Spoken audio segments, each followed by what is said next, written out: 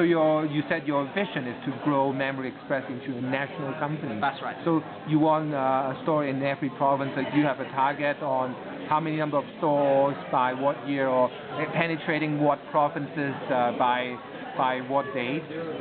You know, by 2010, we want to have 10 stores across Canada. So the next 4 city that we want to look at is Ottawa, Saskatoon, Regina, and Red Deer. And I do not plan beyond that right now. I want to make sure that, you know what, we plan that our plan is about a 2 years interval. After we accomplish that goal, then we plan for another 2 years. Right. So I didn't hear big cities like Vancouver, Montreal, Toronto, especially Toronto. Share with me your logic thinking behind it. We want to go to those cities that we think that we can easily capture the market share. And Ottawa and Saskatoon, Regina, and Red Deer is easier for us to capture the market share. But if we start to go to the bigger city, there's like big companies that are there. Right now, I don't want to go to head-to-head with those bigger companies. Bigger competitors. Yeah. We have to grow our market share first in other cities in Canada before we enter those bigger cities. Right. So it looks like you have done your homework in the competitive analysis.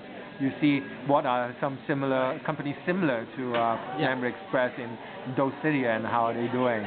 You know, wherever I go across Canada or whichever city I visit, I actually go to our competitor and visit them and watch what they do and sit in front of their parking lot to analyze what they do. Right.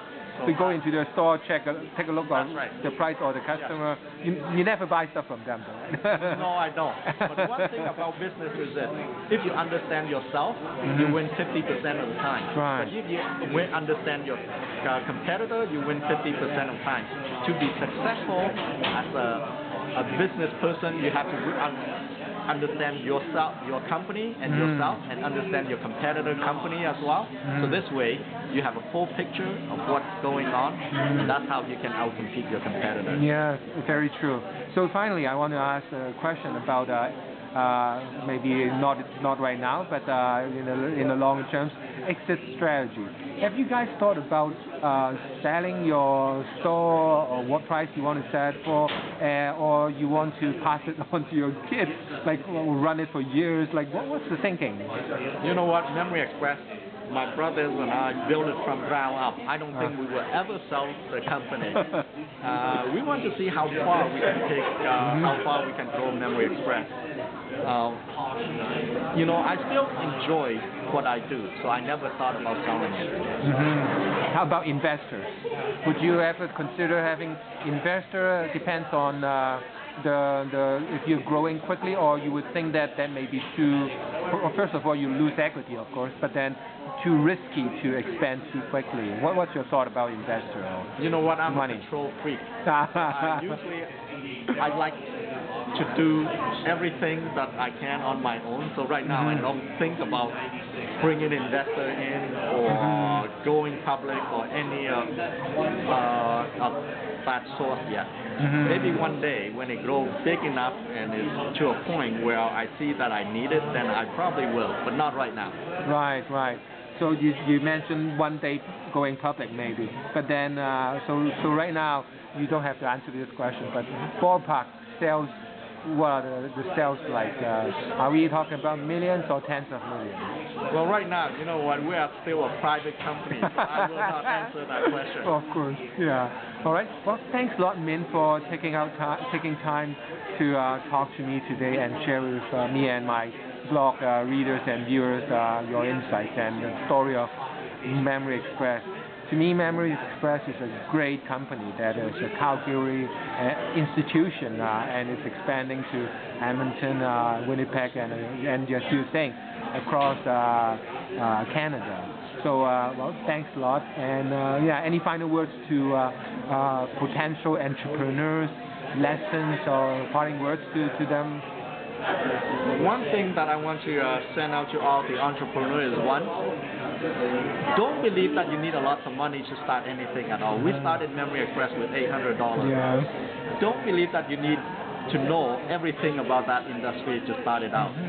when I started our Memory Express, I don't know anything about computers, and I don't know a lot about how to build a computer, but we started anyway.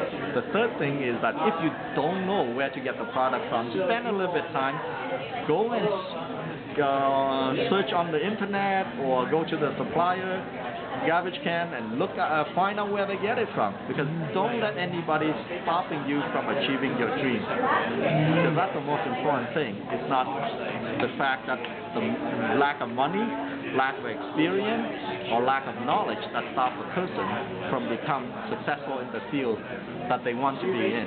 It is themselves. You know, if we think that if we don't have money we cannot start a business, then you already failed already.